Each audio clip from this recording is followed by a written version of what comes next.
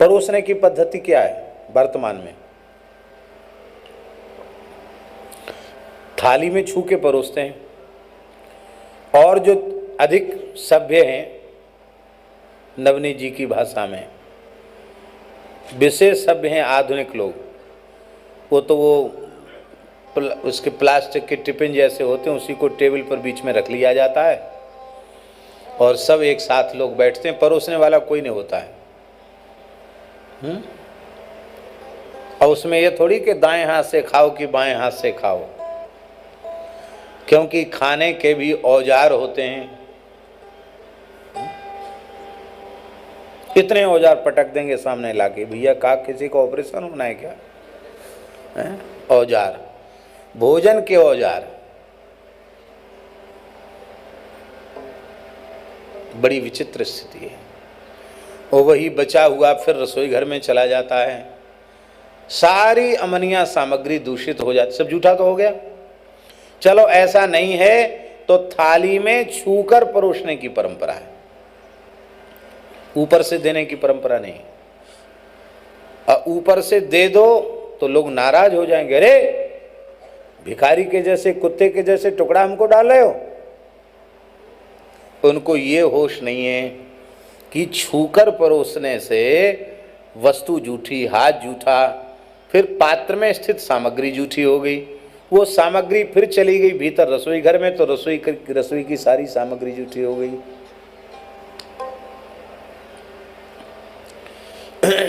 अब तो धीरे धीरे सब जगह बदलाव आ रहा है।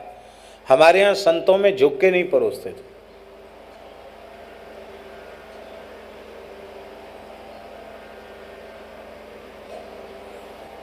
500,000 साधु की पंगत बैठी है, झुक के पहुंचेंगे तो बेचारी की कमर तो वैसे ही रह जाएगी। सीधे खड़े होके बड़ी डंकी पलटा, एक बार में जय सिया राम, पूरा कटोरा भर गया दाल से। एक बार की चम्मच नहीं, पूरा चमचा रहता साग का, एक बार में जय सिया राम। महाप्रसाद ऐसे ऐसे नहीं धरा जाता, चम्मच से ऐसे, और ढेर लग गई पत्तल के ऊपर। और फुलका हाथ फिरे हुए ऐसे हाथ में लिया, ऐसे ऊपर से खड़े खड़े। और इतना अंदाजा महात्माओं को कि किसी ने 2 मांगे तो ऐसे पकड़ते कि 2 ही आते, किसी ने 4 उंगली इशारा किया तो ऐसे पकड़ 4, किसी ने ऐसे कर दिया मैंने 5, तो ऐसे। अब पंगतों में बैठने की सभ्यता ही लोग नहीं समझते। पंगत में आपने ऐसे कर दिया तो इसका मतलब है 5 फुलका दे दो, आप कैसे करते 5 फुलका हाथ पे आपके पट्ट से गिर जाएंगे, और नहीं संभाले तो बगल के पत्तल पे चढ़ जाएंगे, और फिर पंचायती मार पड़ेगी खड़िया खड़िया करके, वो अलग। और कहीं आपने कह दिया आधी दे दो, जैसे गृहस्थियों में कहते नहीं आधी रोटी ले लो, तो आधी का मतलब आधी नहीं होता, आधी का मतलब होता है वो महात्मा के हाथ में जितनी रोटी है उसकी आधी। 100-200 रोटी है, फुलका है तो उसके आधे।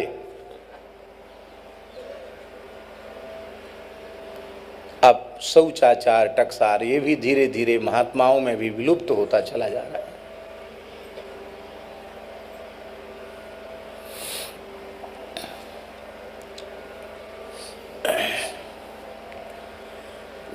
धर्म जो है ना केवल प्रदर्शन का विषय बन करके रह गया। सत्संग से विवेक होता है, बिनु सत्संग विवेक न होई, राम कृपा बिन सुलभ न सोई। अब सत्संग में इन बातों को बताने वाले लोग भी कहाँ हैं जिससे विवेक हो?